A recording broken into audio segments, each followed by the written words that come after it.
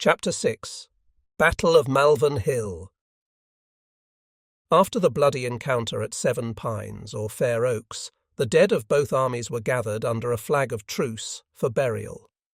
An inspection of the field revealed a scene sickening and shocking to those whose sensibilities were not yet blunted by almost constant contact with such sights.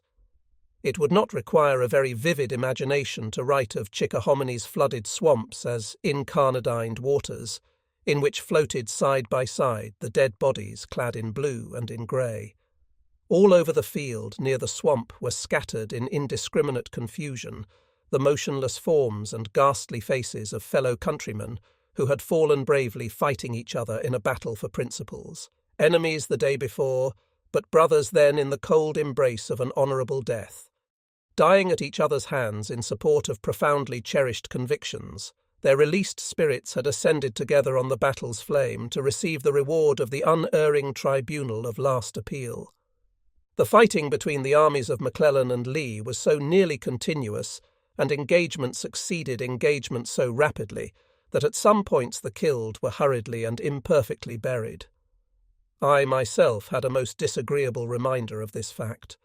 The losses in Rodes' brigade, which I was then commanding, had been so heavy that it was held with other troops as a reserved corps. Our experiences, however, on the particular day of which I now speak, had been most trying, and after nightfall I was directed to move to a portion of the field where the fighting had been desperate on the preceding day, and to halt for the night in a woodland. Overcome with excessive fatigue, as soon as the designated point was reached, I delivered my horse to a courier and dropped down on the ground for a much-needed rest. In a few moments I was sound asleep. A slightly elevated mound of earth served for a pillow. Frequently during the night I attempted to brush away from my head what I thought in my slumber was a twig or limb of the underbrush in which I was lying.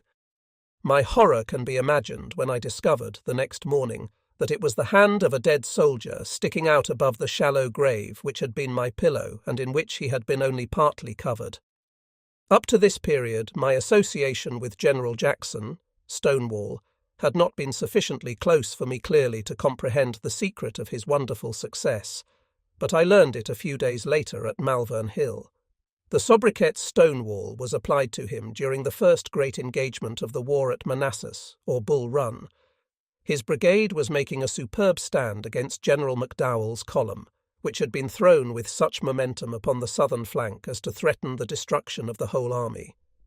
General B of South Carolina, whose blood was almost the earliest sprinkled on the southern altar, determined to lead his own brigade to another charge, and looking across the field, he saw Jackson's men firmly, stubbornly resisting the Federal advance. General B, in order to kindly in the breasts of his men, the ardour that glowed in his own, pointed to Jackson's line and exclaimed, "See, there stands Jackson like a stone wall." B himself fell in the charge, but he had christened Jackson and his brigade by attaching to them a peculiar and distinctive name which will live while the history of our Civil War lives. I have said that at Malvern Hill I learned the secret of Jackson's wonderful power and success as a soldier. It was due not only to his keen and quick perception of the situation in which he found himself at each moment in the rapidly changing scenes, as the battle progressed or before it began, but notably to an implicit faith in his own judgment when once made up. He would formulate that judgment, risk his last man upon its correctness, and deliver the stunning blow, while others less gifted were hesitating and debating as to its wisdom and safety. Whatever this peculiar power may be called, this mental or moral gift, whether inspiration or intuition, it was in him a profound conviction that he was not mistaken, that the result would demonstrate that the means he employed must necessarily attain the end which he thought to accomplish. The incident to which I refer was trivial in itself, but it threw a flood of light upon his marvellous endowment. I sat on my horse, facing him and receiving instructions from him, when Major General Whiting, himself an officer of high capacity, rode up in great haste and interrupted Jackson as he was giving to me a message to General Hill. With some agitation, Whiting said, "General Jackson, I find, sir, that I cannot accomplish what you have directed unless you send me some additional infantry and another battery, and he then proceeded to give the reasons why the order could not be executed with the forces at his disposal. All this time, while Whiting explained and argued, Jackson sat on his horse like a stone statue. He looked neither to the right nor the left. He made no comment and asked no questions. But when Whiting had finished, Jackson turned his flashing eyes upon him and used these words, and only these. "I have told you what I wanted done, General Whiting," and planting his spurs in his horse's sides, he dashed away at a furious speed to another part of the field. Whiting gazed at Jackson's disappearing figure in amazement, if not in anger, and then rode back to his command. The result indicated the accuracy of Jackson's judgment and the infallibility of his genius, for Whiting did accomplish precisely what Jackson intended, and he did it with the force which Jackson had placed in his hands. Returning, after my interview with Jackson, to my position on the extreme right, I found General Hill in a fever of impatience for the advance upon McClellan's troops, who were massed with their batteries on the heights in our front. The hour for the general assault which was to be made in the afternoon by the whole Confederate Army had come and passed. There had been, however, the delays usual in all such concerted movements. Some of the divisions had not arrived upon the field, others, from presumably unavoidable causes, had not taken their places in line, and the few remaining hours of daylight were passing. Finally, a characteristic Confederate yell was heard far down the line. It was supposed to be the beginning of the proposed general assault. General Hill ordered me to lead the movement on the right, stating that he would hurry in the supports to take their places on both my flanks and in rear of my brigade. I made the advance, but the supports did not come. Indeed, with the exception of one other brigade, which was knocked to pieces in a few minutes, no troops came in view. Isolated from the rest of the army and alone, my brigade moved across this shell-ploughed plain toward the heights, which were perhaps more than half a mile away. Within 15 or 20 minutes, the Centre Regiment, 3rd Alabama, with which I moved, had left more than half of its number dead and wounded along its track, and the other regiments had suffered almost as severely. One shell had killed 6 or 7 men in my immediate presence. My pistol, on one side, had the handle torn off. My canteen, on the other, was pierced, emptying its contents, water merely on my trousers, and my coat was ruined by having a portion of the front torn away. But, with the exception of this damage, I was still unhurt. At the foot of the last steep ascent, near the batteries, I found that McClellan guns were firing over us, and as any further advance by this unsupported brigade would have been not only futile but foolhardy, I halted my men and ordered them to lie down and fire upon McClellan's standing lines of infantry. I stood upon slightly elevated ground in order to watch for the reinforcements or for any advance from the heights upon my command. In vain I looked behind us for the promised support. Anxiously I looked forward, fearing an assault upon my exposed position. No reinforcements came until it was too late.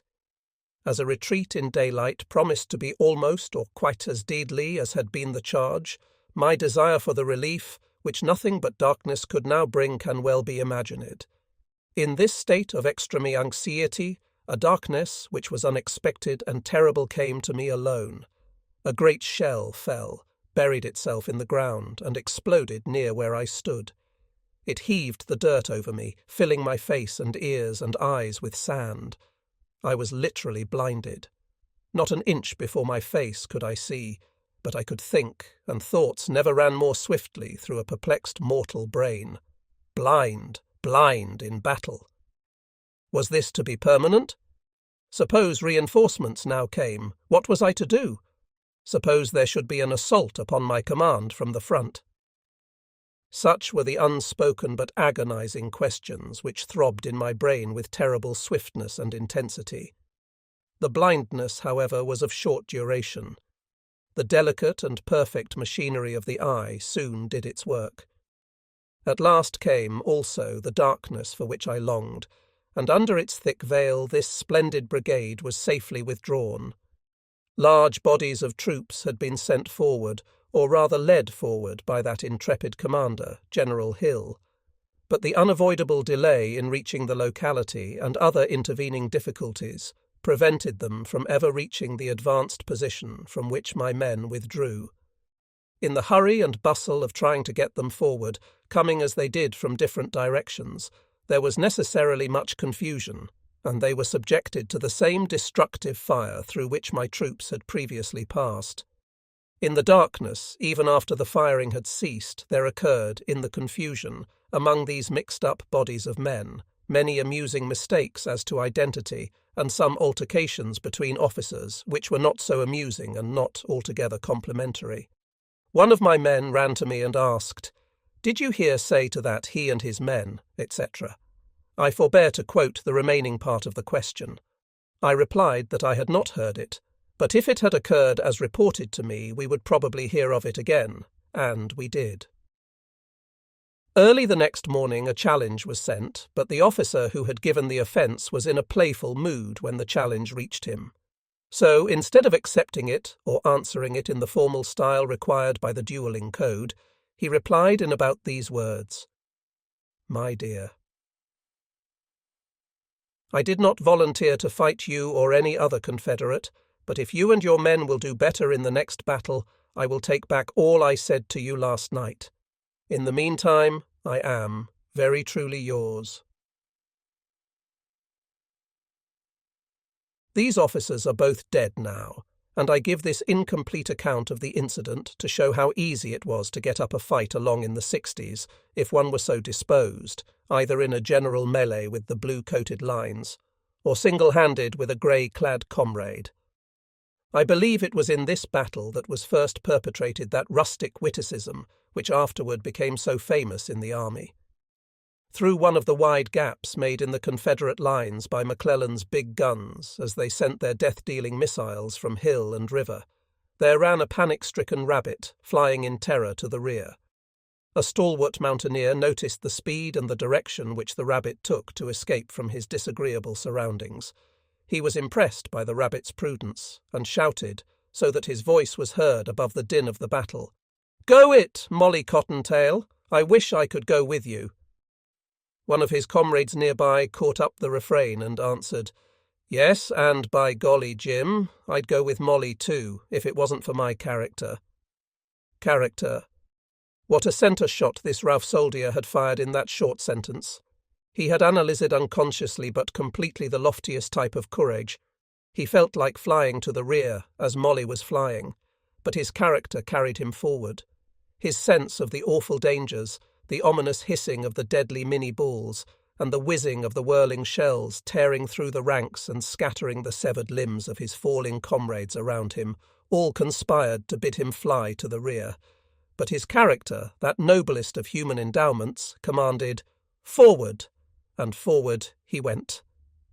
In this connection, I am reminded of the commonplace but important truth that the aggregate character of a people of any country depends upon the personal character of its individual citizens, and that the stability of popular government depends far more upon the character, the individual personal character of its people, than it does upon any constitution that could be adopted or statutes that could be enacted.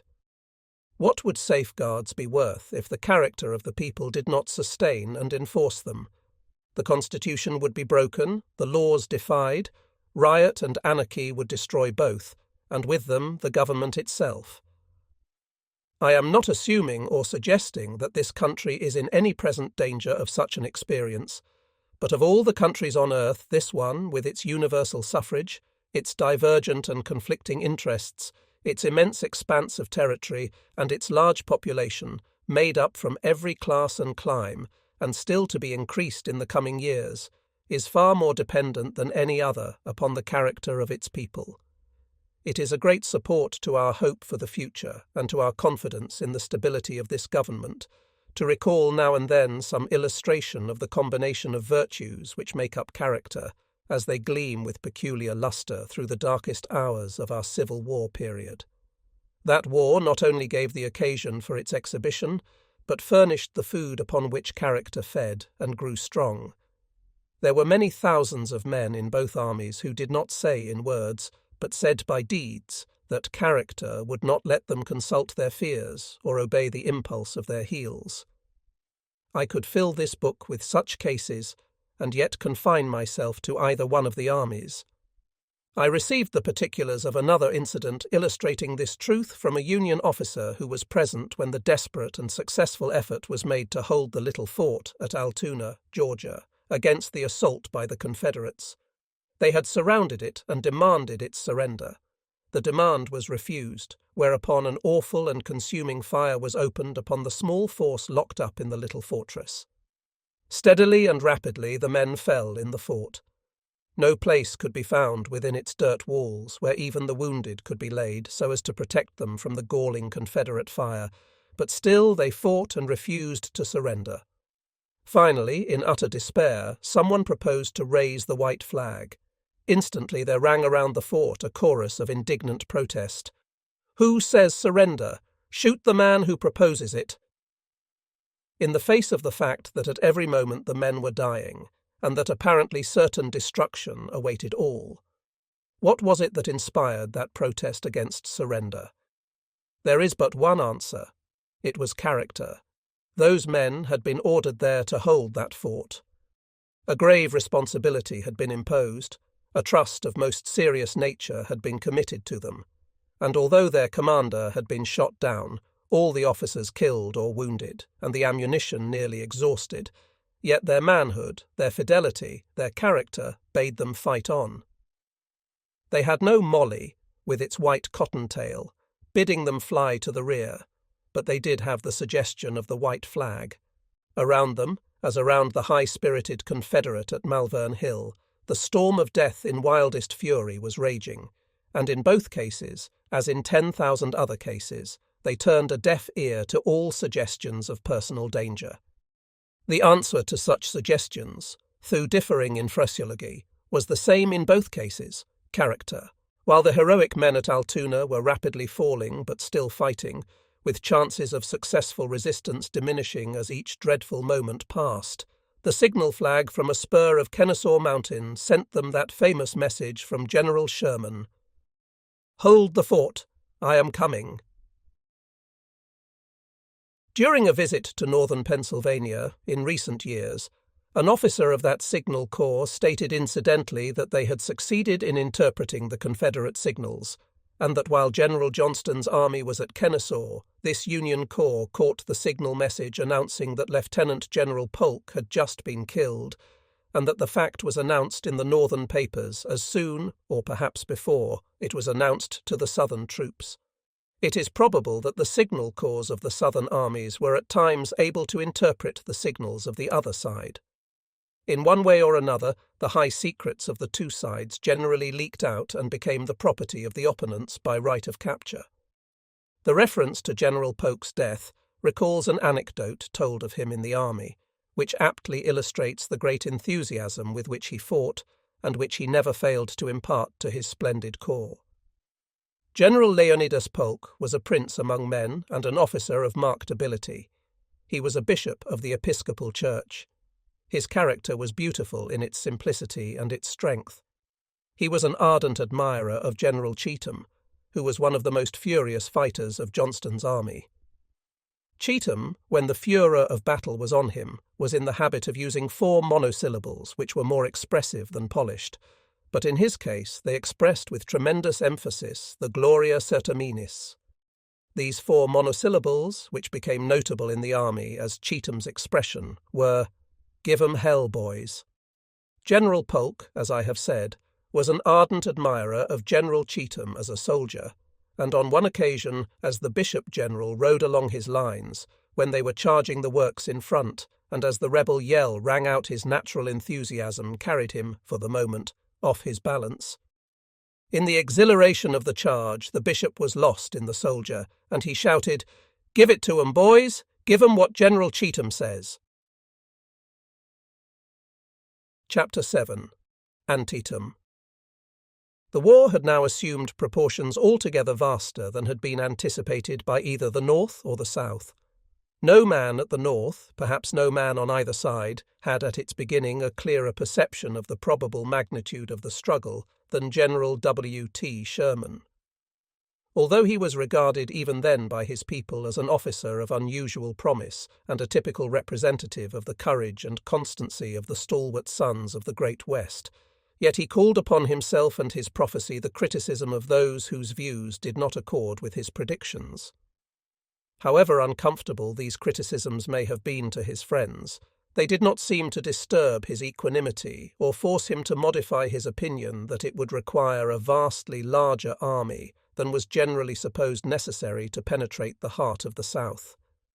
He seemed to have, at that early period, a well-defined idea of the desperate resistance to be made by the Southern people. Possibly this ability to look into the future may have been in some measure due to a superior knowledge of the characteristics of the Southern people acquired during his former residence among them. But whatever the source of his information, General Sherman lived to see the correctness of his opinions abundantly verified. Some years after the war, when General Sherman visited Atlanta, the brilliant and witty Henry W. Grady, in a speech made to him on his arrival, playfully referred to the former visit of the general and to the condition in which that visit had left the city. Grady said, "And they do say, General, that you are a little careless about fire." General Sherman must have felt compensated for any allusions to the marks he had left when marching through Georgia by the courtesies shown him while in Atlanta, as well as by the people's appreciation of the remarkably generous terms offered by him to General Johnston's army at the surrender in North Carolina. Those terms were rejected in Washington because of their liberality.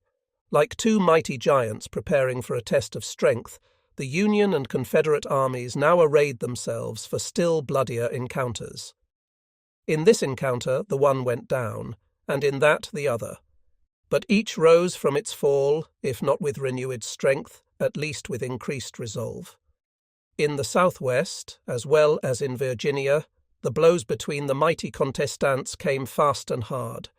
Both were in the field for 2.5 years, more of the most Herculean struggle the world has ever witnessed. At Antietam, or Sharpsburg, as the Confederates call it, on the soil of Maryland, occurred one of the most desperate though indecisive battles of modern times. The Union forces numbered about 60,000, the Confederates about 35,000. This battle left its lasting impress upon my body as well as upon my memory. General George B. McClellan, after his displacement, had been again assigned to the command of the Union forces. The restoration of this brilliant soldier seemed to have imparted new life to that army. Vigorously following up the success achieved at South Mountain, McClellan, on the 16th day of September 1862, marshalled his veteran legions on the eastern hills bordering the Antietam. On the opposite slopes, near the picturesque village of Sharpsburg, stood the embattled lines of Lee. As these vast American armies, the one clad in blue and the other in grey, stood contemplating each other from the adjacent hills, flaunting their defiant banners, they presented an array of martial splendour that was not equalled, perhaps, on any other field. It was in marked contrast with other battlegrounds. On the open plain, where stood these hostile hosts in long lines, listening in silence for the signal summoning them to battle, there were no breastworks, no abatis, no intervening woodlands, nor abrupt hills, nor hiding places, nor impassable streams. The space over which the assaulting columns were to march, and on which was soon to occur the tremendous struggle, consisted of smooth and gentle undulations, and a narrow valley covered with green grass and growing corn. From the position assigned me near the centre of Lee's lines, both armies and the entire field were in view. The scene was not only magnificent to look upon, but the realization of what it meant was deeply impressive. Even in times of peace, our sensibilities are stirred by the sight of a great army passing in review. How infinitely more thrilling in the dread moments before the battle to look upon two mighty armies upon the same plain, beneath spread ensigns and bristling bayonets, waiting for the impending crash and sickening carnage. Behind McClellan's army, the country was open and traversed by broad macadamized roads leading to Washington and Baltimore. The defeat, therefore, or even the total rout of Union forces, meant not necessarily the destruction of that army, but more probably its temporary disorganization and rapid retreat through a country abounding in supplies and toward cities rich in men and means. Behind Lee's Confederates, on the other hand, was the Potomac River, too deep to be forded by his infantry, except at certain points. Defeat and total rout of his army meant, therefore, not only its temporary disorganization, but its possible destruction, and yet that bold leader did not hesitate to give battle. Such was his confidence in the steadfast courage and oft-tested prowess of his troops that he threw his lines across McClellan's front with their backs against the river. Doubtless General Lee would have preferred, as all prudent commanders would, to have the river in his front instead of his rear, but he wisely, as the sequel proved, elected to order Jackson from Harper's Ferry and, with his entire army, to meet McClellan on the eastern shore rather than risk the chances of having the Union commander assail him while engaged in crossing the Potomac. On the elevated points beyond the narrow valley, the Union batteries were rolled into position, and the Confederate heavy guns unlimbered to answer them. For 1 or more seconds, and before the first sounds reached us, we saw the great volumes of white smoke rolling from the mouths of McClellan's artillery. The next second brought the roar of the heavy discharges and the loud explosions of hostile shells in the midst of our lines, inaugurating the great battle. The Confederate batteries promptly responded, and while the artillery of both armies thundered, McClellan's compact columns of infantry fell upon the left of Lee's lines with the crushing weight of a landslide. The Confederate battle line was too weak to withstand the momentum of such a charge. Pressed back, but neither hopelessly broken nor dismayed, the Southern troops, enthused by Lee's presence, reformed their lines, and, with a shout as piercing as the blast of 1,000 bugles, rushed in countercharge upon the exulting Federals, hurled them back in confusion, and recovered all the ground that had been lost. Again and again, hour after hour, by charges and countercharges, this portion of the field was lost and recovered, until the green corn that grew upon it looked as if it had been struck by a storm of bloody hail. Up to this hour not a shot had been fired in my front. There was an ominous lull on the left. From sheer exhaustion, both sides, like battered and bleeding athletes, seemed willing to rest. General Lee took advantage of the respite and rode along his lines on the right and centre. He was accompanied by Division Commander General D.H. Hill. With that wonderful power which he possessed of divining the plans and purposes of his antagonist, General Lee had decided that the Union commander's next heavy blow would fall upon our centre, and those of us who held that important position were notified of this conclusion. We were cautioned to be prepared for a determined assault and urged to hold that centre at any sacrifice, as a break at that point would endanger his entire army. My troops held the most advanced position on this part of the field, and there was no supporting line behind us. It was evident, therefore, that my small force was to receive the first impact of the expected charge, and to be subjected to the deadliest fire. To comfort General Lee and General Hill, and especially to make, if possible, my men still more resolute of purpose, I called aloud to these officers as they rode away, "These men are going to stay here, General, till the sun goes down or victory is won." Alas, many of the brave fellows are there now. General Lee had scarcely reached his left before the predicted assault came. The day was clear and beautiful, with scarcely a cloud in the sky. The men in blue filed down the opposite slope, crossed the little stream, Antietam, and formed in my front, an assaulting column 4 lines deep. The front line came to a charge bayonets, the other lines to a right shoulder shift. The brave Union commander, superbly mounted, placed himself in front, while his band in rear cheered them with martial music. It was a thrilling spectacle. The entire force, I concluded, was composed of fresh troops from Washington or some camp of instruction. So far as I could see, every soldier wore white gaiters around his ankles. The banners above them had apparently never been discoloured by the smoke and dust of battle. Their gleaming bayonets flashed like burnished silver in the sunlight. With the precision of step and perfect alignment of a holiday parade, this magnificent array moved to the charge, every step keeping time to the tap of the deep-sounding drum. As we stood looking upon that brilliant pageant, I thought, if I did not say, what a pity to spoil with bullets such a scene of martial beauty. But there was nothing else to do. Mars is not an aesthetic god, and he was directing every part of this game in which giants were the contestants. On every preceding field where I had been engaged, it had been my fortune to lead or direct charges, and not to receive them, or else to move as the tides of battle swayed in the one direction or the other. Now my duty was to move neither to the front nor to the rear, but to stand fast, holding that centre under whatever pressure and against any odds. Every act and movement of the Union commander in my front clearly indicated his purpose to discard bullets and depend upon bayonets. He essayed to break through Lee's centre by the crushing weight and momentum of his solid column. It was my business to prevent this, and how to do it with my single line was the tremendous problem which had to be solved, and solved quickly, for the column was coming. As I saw this solid mass of men moving upon me with determined step and front of steel, every conceivable plan of meeting and repelling it was rapidly considered. To oppose man against man and strength against strength was impossible, for there were 4 lines of blue to my 1 of grey.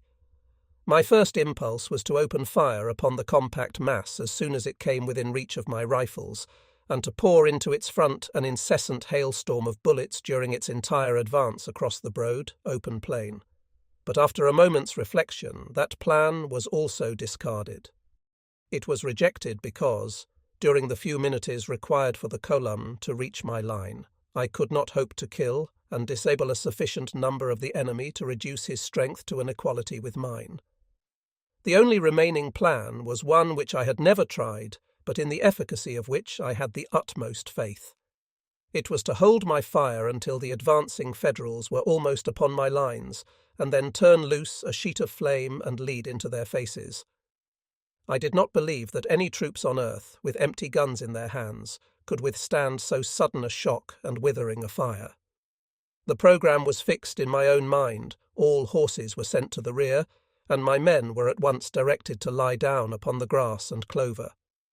They were quickly made to understand, through my aides and line officers, that the Federals were coming upon them with unloaded guns, that not a shot would be fired at them, and that not one of our rifles was to be discharged until my voice should be heard from the centre commanding fire. They were carefully instructed in the details. They were notified that I would stand at the centre, watching the advance, while they were lying upon their breasts with rifles pressed to their shoulders, and that they were not to expect my order to fire until the Federals were so close upon us that every Confederate bullet would take effect. There was no artillery at this point upon either side, and not a rifle was discharged. The stillness was literally oppressive, as in close order. With the commander still riding in front, this column of Union infantry moved majestically in the charge. In a few minutes they were within easy range of our rifles, and some of my impatient men asked permission to fire. "Not yet," I replied. "Wait for the order." Soon they were so close that we might have seen the eagles on their buttons, but my brave and eager boys still waited for the order. Now the front rank was within a few rods of where I stood. It would not do to wait another second, and with all my lung power I shouted, "Fire!" My rifles flamed and roared in the Federals' faces like a blinding blaze of lightning accompanied by the quick and deadly thunderbolt. The effect was appalling. The entire front line, with few exceptions, went down in the consuming blast. The gallant commander and his horse fell in a heap near where I stood, the horse dead, the rider unhurt.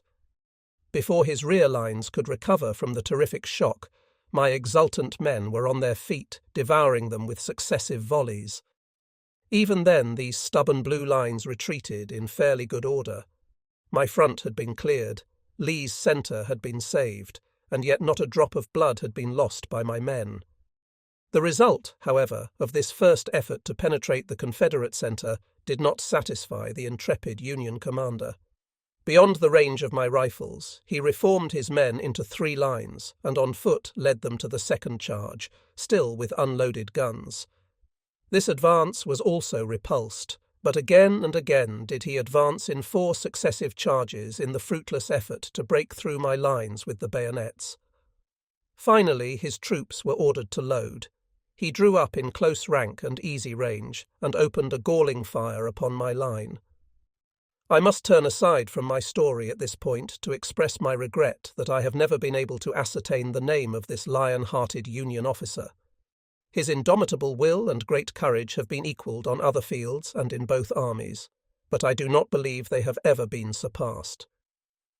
Just before I fell and was borne unconscious from the field, I saw this undaunted commander attempting to lead his men in another charge.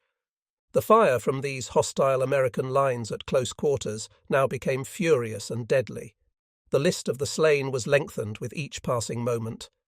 I was not at the front when, near nightfall, the awful carnage ceased. But one of my officers long afterward assured me that he could have walked on the dead bodies of my men from one end of the line to the other. This, perhaps, was not literally true, but the statement did not greatly exaggerate the shocking slaughter. Before I was wholly disabled and carried to the rear, I walked along my line and found an old man and his son lying side by side. The son was dead, the father mortally wounded. The grey-haired hero called me and said, "Here we are. My boy is dead, and I shall go soon, but it is all right." Of such were the early volunteers. My extraordinary escapes from wounds in all the previous battles had made a deep impression upon my comrades as well as upon my own mind. So many had fallen at my side, so often had balls and shells pierced and torn my clothing, grazing my body without drawing a drop of blood, that a sort of blind faith possessed my men that I was not to be killed in battle. This belief was evidenced by their constantly repeated expressions. "They can't hurt him. He's as safe one place as another. He's got a charmed life." If I had allowed these expressions of my men to have any effect upon my mind, the impression was quickly dissipated when the Sharpsburg storm came, and the whizzing Minies, one after another, began to pierce my body. The first volley from the Union lines in my front sent a ball through the brain of the chivalric Colonel Tew of North Carolina to whom I was talking, and another ball through the calf of my right leg. On the right and the left, my men were falling under the death-dealing crossfire like trees in a hurricane. The persistent Federals, who had lost so heavily from repeated repulses, seemed now determined to kill enough Confederates to make the debits and credits of the battle's balance sheet more nearly even.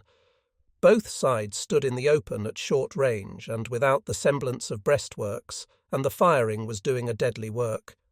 Higher up in the same leg, I was again shot. But still no bone was broken. I was able to walk along the line and give encouragement to my resolute riflemen, who were firing with the coolness and steadiness of peace soldiers in target practice. When later in the day the third ball pierced my left arm, tearing asunder the tendons and mangling the flesh, they caught sight of the blood running down my fingers, and these devoted and big-hearted men, while still loading their guns, pleaded with me to leave them and go to the rear, pledging me that they would stay there and fight to the last. I could not consent to leave them in such a crisis. The surgeons were all busy at the field hospitals in the rear, and there was no way, therefore, of staunching the blood, but I had a vigorous constitution, and this was doing me good service. A fourth ball ripped through my shoulder, leaving its base and a wad of clothing in its track. I could still stand and walk, although the shocks and loss of blood had left but little of my normal strength. I remembered the pledge to the commander that we would stay there till the battle ended or night came. I looked at the sun. It moved very slowly. In fact, it seemed to stand still. I thought I saw some wavering in my line near the extreme right, and Private Vickers of Alabama volunteered to carry any orders I might wish to send. I directed him to go quickly and remind the men of the pledge to General Lee, and to say to them that I was still on the field and intended to stay there. He bounded away like an Olympic racer, but he had gone less than 50 yards when he fell, instantly killed by a ball through his head. I then attempted to go myself, although I was bloody and faint, and my legs did not bear me steadily. I had gone but a short distance when I was shot down by a fifth ball, which struck me squarely in the face and passed out, barely missing the jugular vein. I fell forward and lay unconscious with my face in my cap, and it would seem that I might have been smothered by the blood running into my cap from this last wound, but for the act of some Yankee who, as if to save my life, had, at a previous hour during the battle, shot a hole through the cap which let the blood out. I was borne on a litter to the rear, and recall nothing more till revived by stimulants at a late hour of the night. I found myself lying on a pile of straw at an old barn, where our badly wounded were gathered. My faithful surgeon, Dr. Weatherly, who was my devoted friend, was at my side, with his fingers on my pulse. As I revived, his face was so expressive of distress that I asked him, "What do you think of my case, Weatherly?" He made a manly effort to say that he was hopeful. I knew better, and said, "You are not honest with me. You think I am going to die? But I am going to get well." Long afterward, when the danger was past, he admitted that this assurance was his first and only basis of hope.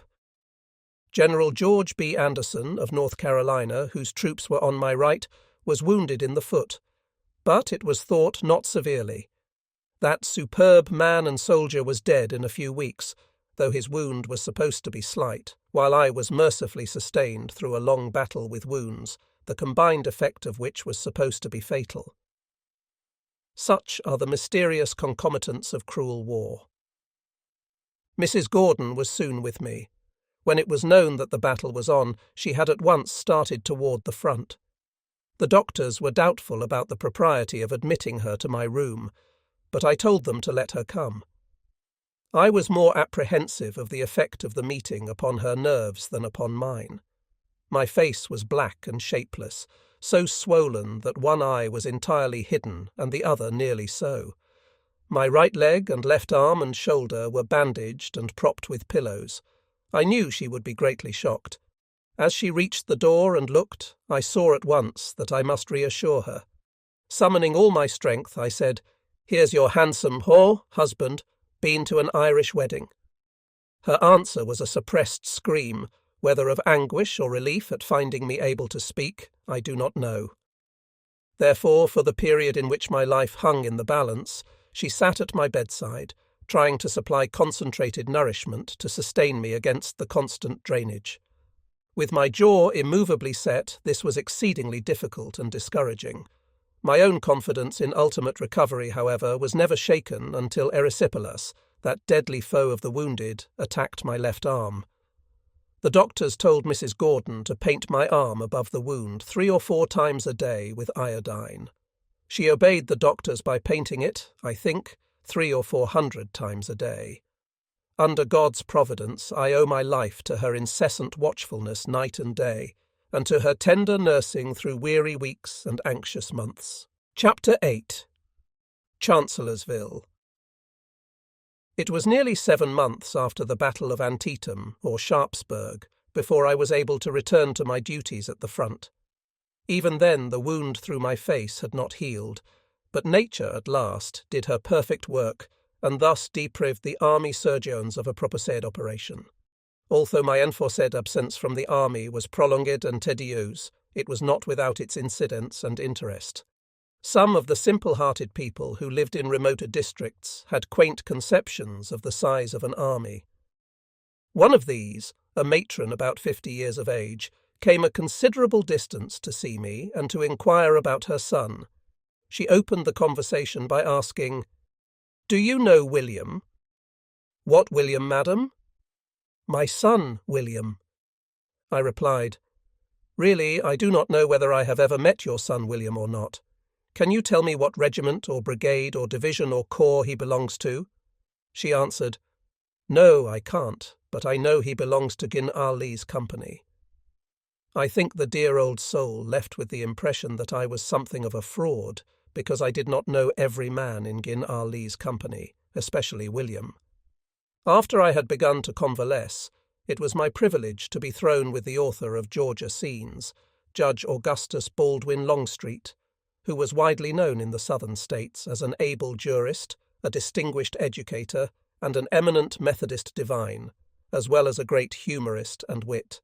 His book, Georgia Scenes, is now rarely seen, and it may be interesting to those who have never known of Judge Longstreet or his famous stories to give an instance here of the inimitable fun of this many-sided genius, who aided me in whiling away the time of my enforced absence from the army. Judge Longstreet was at that time an old man, but still full of the fire of earlier years and of that irresistible humour with which his conversations sparkled. On one occasion, when a number of gentlemen were present, I asked the judge to give us the facts which led him to write that remarkable story called The Debating Society. He said that Mr. McDuffie, who afterward became one of the South's great statesmen, was his classmate and roommate at school. Both were disposed to stir into the monotony of school days a little seasoning of innocent fun. During one of the school terms, they were appointed a committee to select and propose to the society a suitable subject for debate. As they left the hall, Longstreet said to his friend, "Now, McDuffie, is our chance. If we could induce the society to adopt for debate some subject which sounds well, but in which there is no sense at all, wouldn't it be a great joke?" McDuffie's reply was a roar of laughter. They hastened to their room to begin the selection of the great subject for debate. They agreed that each should write all the high-sounding phrases he could think of, and then, by comparing notes and combining the best of both, they could make up their report. They sat up late, conferring and laughing at the suggestions, and at last concocted the question, whether at public elections should the votes of faction predominate by internal suggestions or the bias of jurisprudence. With boyish glee, they pronounced their work well done and laughed themselves to sleep. On the next morning, their report was to be submitted, and the society was to vote as to its adoption. They arose early, full of confidence in their ability to palm off this wonderful subject on the society.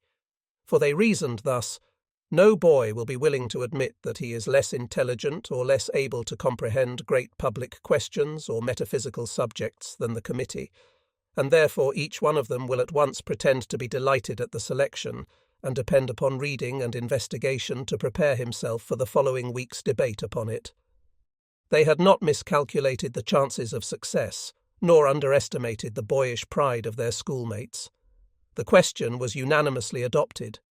It is impossible to give any conception of Judge Longstreet's description of the debate upon the question, of how he and McDuffie led off with thoroughly prepared speeches full of resounding rhetoric and rounded periods, but as devoid of sense as the subject itself, the one arguing the affirmative, the other the negative of the proposition.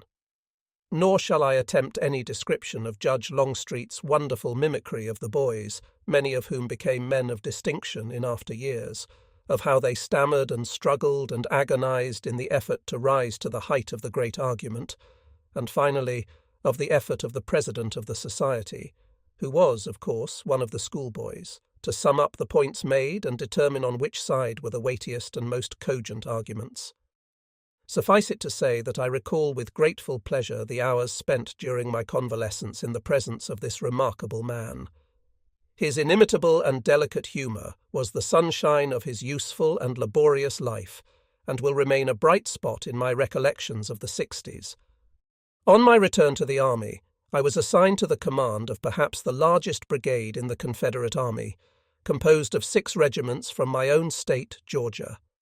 No more superb material ever filled the ranks of any command in any army. It was, of course, a most trying moment to my sensibilities, when the time came for my parting from the old command with which I had passed through so many scenes of bitter trial. But these men were destined to come back to me again. It is trite, but worth the repetition, to say that there are few ties stronger and more sacred than those which bind together in immortal fellowship men, who with unfaltering faith in each other have passed through such scenes of terror and blood. Years afterward, my daughter met a small son of one of these brave comrades and asked him his name. "Gordon Wright," was his prompt reply. "And for whom are you named, Gordon?" "I don't know, miss," he answered, "but I believe my mamma said I was named for General Lee." I had been with my new command but a short time when the great Battle of Chancellorsville occurred. It was just before this bloody engagement that my young brother had so accurately and firmly predicted his own death, and it was here the immortal Jackson fell. I never write or pronounce this name without an impulse to pause in veneration for that American phenomenon. The young men of this country cannot study the character of General Jackson without benefit to their manhood, and for those who are not familiar with his characteristics, I make this descriptive allusion to him. As to whether he fell by the fire of his own men, or from that of the Union men in his front, will perhaps never be definitely determined. The general, the almost universal belief at the South is that he was killed by a volley from the Confederate lines. But I have had grave doubts of this raised in my own mind by conversations with thoughtful Union officers who were at the time in his front and near the point where he was killed. It seems to me quite possible that the fatal ball might have come from either army. This much mooted question as to the manner of his death is, however, of less consequence than the manner of his life. Any life of such nobility and strength must always be a matter of vital import and interest. At the inception of the movement upon General Hooker's army at Chancellorsville, a remarkable interview occurred between General Lee and General Jackson, which is of peculiar interest because it illustrates in a measure the characteristics of both these great soldiers. It was repeated to me soon after its occurrence by the Reverend Dr. Lacey, who was with them at the time. Jackson rode up to the commander-in-chief and said to him, "General Lee, this is not the best way to move on Hooker." "Well, General Jackson, you must remember that I am compelled to depend to some extent upon information furnished me by others, especially by the engineers, as to the topography, the obstructions, etc., and these engineers are of the opinion that this is a very good way of approach." "Your engineers are mistaken, sir." "What do you know about it, General Jackson? You have not had time to examine the situation." "But I have, sir. I have ridden over the whole field." And he had. Riding with the swiftness of the wind and looking with the eye of an eagle, he had caught the strong and weak points of the entire situation, and was back on his panting steed at the great commander's side to assure him that there was a better route. "Then what is to be done, General Jackson?" "Take the route you yourself at first suggested. Move on the flank, move on the flank." "Then you will at once make the movement, sir." Immediately and swiftly Jackson's foot cavalry, as they were called, were rushing along a byway through the dense woodland. Soon the wild shout of his charge was heard on the flank, and his red cross of battle was floating over General Hooker's breastworks. General Hooker, Fighting Joe, as he was proudly called by his devoted followers, and whom it was my pleasure to meet and to know well after the war, was one of the brilliant soldiers of the Union Army. He was afterward hailed as the hero of the Battle of the Clouds at Lookout Mountain, and whatever may be said of the small force which he met in the fight upon that mountain's sides and top, the conception was a bold one.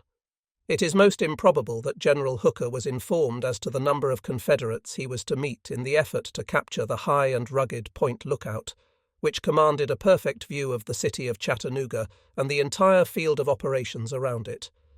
His movement through the dense underbrush, up the rocky steeps and over the limestone cliffs was executed with a celerity and dash which reflected high credit upon both the commander and his men.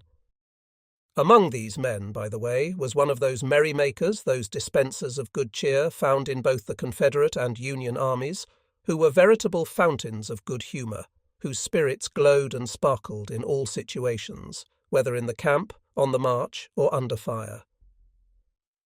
The special role of this one was to entertain his comrades with song, and as Hooker's men were struggling up the sides of Lookout Mountain, climbing over the huge rocks, and being picked off them by the Confederate sharpshooters, this frolicsome soldier amused and amazed his comrades by singing, in stentorian tones, his droll camp song, the refrain of which was, "Big pig, little pig, root hog or die." The singer was H.S. Cooper, now a prominent physician of Colorado. But to return to the consideration of General Jackson's character. Every right-minded citizen, as well as every knightly soldier, whatever the colour of his uniform, will appreciate the beauty of the tribute paid by General Lee to General Jackson when he received the latter's message announcing the loss of his left arm. "Go tell General Jackson," said Lee, "that his loss is small compared to mine, for while he loses his left arm, I lose the right arm of my army." No prouder or juster tribute was ever paid by a great commander to a soldier under him. But a truth of more importance than anything I have yet said of Jackson may be compassed, I think, in the observation that he added to a marvellous genius for war a character as man and Christian which was absolutely without blemish. His childlike trust and faith, the simplicity, sincerity, and constancy of his unostentatious piety did not come with the war, nor was it changed by the trials and dangers of war. If the war affected him at all in this particular, it only intensified his religious devotion because of the tremendous responsibilities which it imposed. But long before, his religious thought and word and example were leading to the higher life young men entrusted to his care at the Virginia Military Institute. In the army nothing deterred or diverted him from the discharge of his religious duties, nor deprived him of the solace resulting from his unaffected trust. A deep-rooted belief in God, in his word and his providence, was under him and over him and through him, permeating every fibre of his being, dominating his every thought, controlling his every action. Wherever he went and whatever he did, whether he was dispensing light and joy in the family circle, imparting lessons of lofty thought to his pupils in the schoolroom at Lexington, planning masterful strategy in his tent, praying in the woods for heaven's guidance, or riding like the incarnate spirit of war through the storm of battle, as his resistless legions swept the field of carnage with the fury of a tornado, Stonewall Jackson was the faithful disciple of his divine master. He did as he had lived, with his ever-active and then fevered brain working out the problems, to which his duty called him, and, even with the chill of death upon him, his loving heart prompted the message to his weary soldiers, "Let us cross over the river and rest in the shade of the trees," that his own spirit will eternally rest in the shade of the tree of life. None who knew him can for one moment doubt. An incident during this battle illustrates the bounding spirits of that great cavalry leader, General Jeb Stuart. After Jackson's fall, Stuart was designated to lead Jackson's troops in the final charge. The soul of this brilliant cavalry commander was as full of sentiment as it was of the spirit of self-sacrifice. He was as musical as he was brave. He sang as he fought. Placing himself at the head of Jackson's advancing lines and shouting to them, "Forward," he at once led off in that song, "Won't you come out of the wilderness?" He changed the words to suit the occasion. Through the dense woodland, blending in strange harmony with the rattle of rifles, could be distinctly heard that song and words, "Now, Joe Hooker, won't you come out of the wilderness?" This dashing Confederate lost his life later in battle near Richmond. While the battle was progressing at Chancellorsville, near which point Lee's left rested, his right extended to or near Fredericksburg. Early's division held this position, and my brigade the right of that division, and it was determined that General Early should attempt, near sunrise, to retake the fort on Mary's Heights, from which the Confederates had been driven the day before. I was ordered to move with this new brigade, with which I had never been in battle, and to lead in that assault. At least, such was my interpretation of the order as it reached me. Whether it was my fault or the fault of the wording of the order itself, I am not able to say, but there was a serious misunderstanding about it. My brigade was intended, as it afterward appeared, to be only a portion of the attacking force, whereas I had understood the order to direct me to proceed at once to the assault upon the fort, and I proceeded. As I was officially a comparative stranger to the men of this brigade, I said in a few sentences to them that we should know each other better when the battle of the day was over, that I trusted we should go together into that fort, and that if there were a man in the brigade who did not wish to go with us, I would excuse him if he would step to the front and make himself known. Of course, there was no man found who desired to be excused, and I then announced that every man in that splendid brigade of Georgians had thus declared his purpose to go into the fortress. They answered this announcement by a prolonged and thrilling shout and moved briskly to the attack. When we were under full headway and under fire from the heights, I received an order to halt, with the explanation that the other troops were to unite in the assault. But the order had come too late. My men were already under heavy fire and were nearing the fort. They were rushing upon it with tremendous impetuosity. I replied to the order that it was too late to halt then, and that a few minutes more would decide the result of the charge. General Early playfully but earnestly remarked after the fort was taken that success had saved me from being court-martialed for disobedience to orders. During this charge I came into possession of a most remarkable horse, whose fine spirit convinced me that horses now and then, in the furor of fight, were almost as sentient as their riders. This was especially true of the high-strung thoroughbreds. At least such was my experience with a number of the noble animals I rode, some of which it was my painful fortune to leave on the field as silent witnesses of the storm which had passed over it. At Maria's Heights, the horse which I had ridden into the fight was exhausted in my effort to personally watch every portion of my line as it swept forward, and he had been in some way partially disabled so that his movements became most unsatisfactory. At this juncture the beautiful animal to which I have referred, and from which a Union officer had just been shot, galloped into our lines. I was quickly upon her back, and she proved to be the most superb battle horse that it was my fortune to mount during the war. For ordinary uses she was by no means remarkable, merely a good saddle animal, which Mrs. Gordon often rode in camp, and which I called Mary, from the name of the hill where she was captured. Indeed, she was ordinarily rather sluggish, and required free use of the spur. But when the battle opened, she was absolutely transformed. She seemed at once to catch the ardour and enthusiasm of the men around her. The bones of her legs were converted into steel springs and her sinews into india rubber. With head up and nostrils distended, her whole frame seemed to thrill with a delight akin to that of foxhounds when the hunter's horn summons them to the chase. With the ease of an antelope, she would bound across ditches and over fences which no amount of coaxing or spurring could induce her to undertake when not under the excitement of battle. Her courage was equal to her other high qualities. She was afraid of nothing. Neither the shouting of troops, nor the rattle of rifles, nor the roar of artillery, nor their bursting shells intimidated her in the slightest degree. In addition to all this, she seemed to have a charmed life, for she bore me through the hottest fires and was never wounded.